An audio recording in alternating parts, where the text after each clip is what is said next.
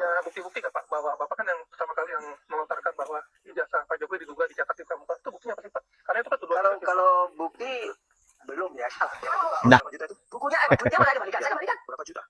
Belum saya buka amplopnya. Belum saya buka. Kalau memang mau, saya datang belum saya buka. Itu uang dari siapa? Nah itu uang dari siapa? Refli Harun itu ada hubungan apa dengan Tifa? Oh. Seolah-olah dia lebih tahu dari saya, ya, tentang perjanjian awal. Tunggu apa lagi? Segera terbitkan P21. Terang-terangan kok mereka mengakui tak memiliki bukti. Tudingan mereka terhadap ijazah Bapak Jokowi hanya omon-omon. Roy Suryo, Bitor Suryadi, siap-siap saja. Mari kita tonton videonya teman-teman. Ini dia. Pak, tapi Bapak punya bukti-bukti nggak Pak, bahwa Bapak kan yang pertama kali yang melontarkan bahwa ijazah Pak Jokowi diduga dicatat di pramuka, itu buktinya apa sih Pak? Karena itu kan tuduhan. Kalau bukti belum ya. Nah, lucu tapi menggemaskan menurut saya ya. Banyak orang bilang, Bu, ijazah Pak Joko Widodo itu palsu dan dibuat di sebuah percetakan di mana lagi tuh, mungkin Jalan Pramuka kalau saya pernah baca. Komentar Ibu gimana? Sebetulnya sederhana ya cara logika berpikirnya. Sebagai contoh nih, misalnya ada sebuah perguruan tinggi ternama misalnya ya, di Inggris atau di Amerika, sebutlah Oxford misalnya. Terus kemudian ada seseorang itu yang memalsukan ijazah Oxford. Dan kemudian dipakai oleh dia dan kemudian orang percaya bahwa itu palsu. Itu kan tidak ada hubungannya dengan Oxford.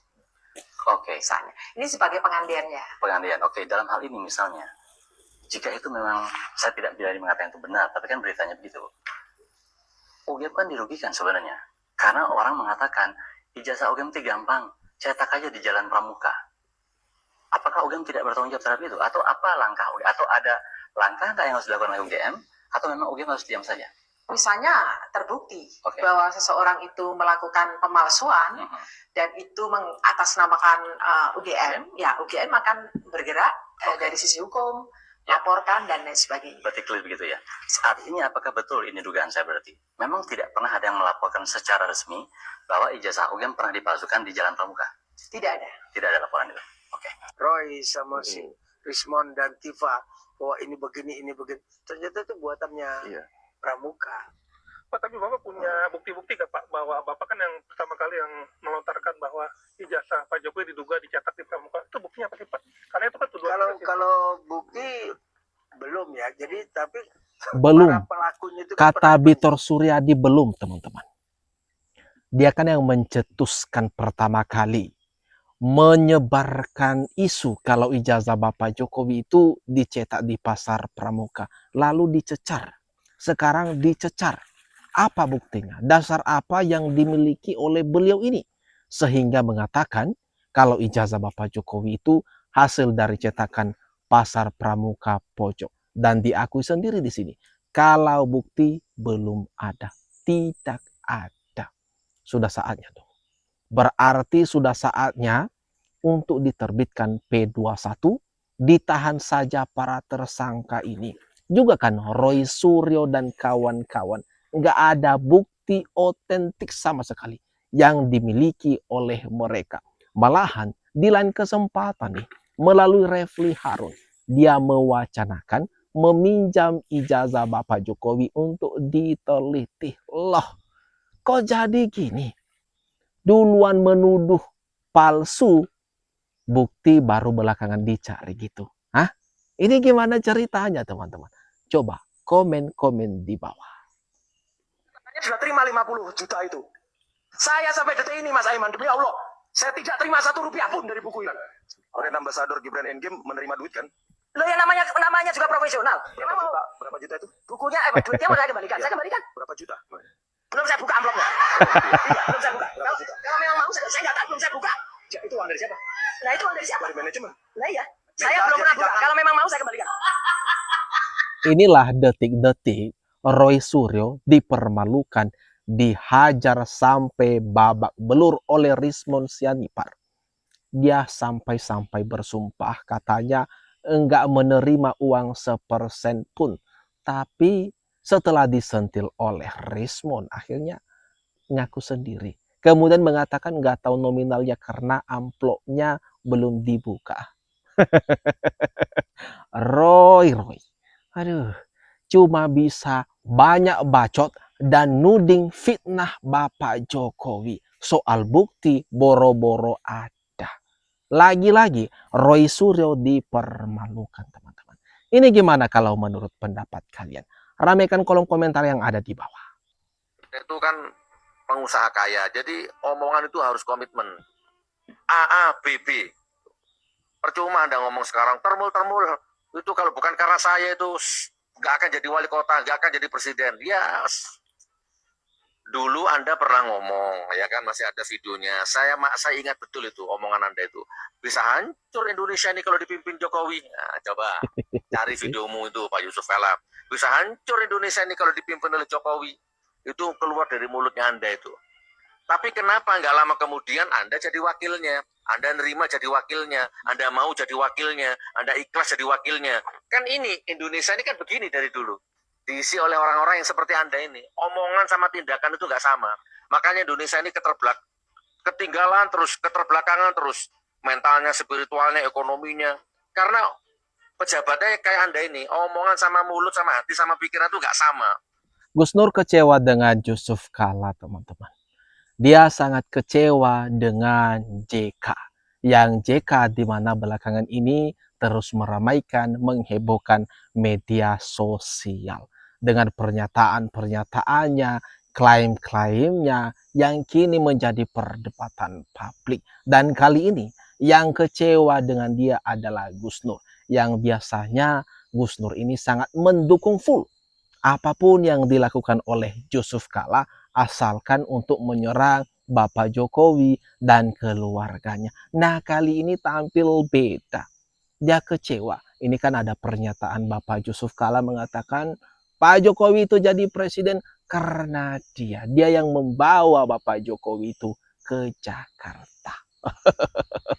Ini gimana nih teman-teman? Ini semakin konyol saja. Komen-komen di bawah ya. Tadi malam itu di Rakber ada hal yang lucu ya, mengenai keuangan keterbukaan buku Jokowi White Paper. Refli Harun itu ada hubungan apa dengan Tifa? Seolah-olah dia lebih tahu dari saya, ya, tentang perjanjian awal, keuangan, jumlah buku tercetak, jumlah buku terjual. Memang siapa dia? Apa hubungannya si Refli Harun ini dengan Tifa? Seru nih. Mewakili, gitu. Ya kan? Katanya dia memberikan uang ratusan juta prep. Itu kan PO, pre-order 180 juta sebelum naik cetak. Jadi uang pembeli itu bukan uangnya Refli Harun itu, ya. Dan paling tahu pula bukan penulis, bukan apapun. Rizwan, emang Refli Harun sama Tifa ada hubungan apa? Aduh, banyak yang bertanya-tanya teman-teman. Kita juga bertanya, emang Refli Harun dengan Dr. Tifa ada hubungan apa? Kita bertanya ya, dengan nada bertanya dan penasaran. Emang si Dr. Tifa ini dengan si pengacara yang ahli hukum tata negara. Kan selama ini kita tahu sering warawiri di televisi dan sering melakukan pertemuan lah ya. Wajib kan kita tanya, wajar-wajar saja ya kan. Kita bertanya, apalagi ada tuh dari respon mengatakan juga, emang kenapa kok bisa Refli Harun ini lebih tahu soal Dr. Tifa ini? Kira-kira apa teman-teman? Coba kasih opini kalian di kolom komentar yang ada di bawah. Tapi ada satu lagi pesan saya adalah jangan melakukan ancaman dan intimidasi kepada anak-anak muda Indonesia. Salah satunya adalah topi merah. Mereka ini adalah masa depan dan aset bangsa Indonesia ke depan.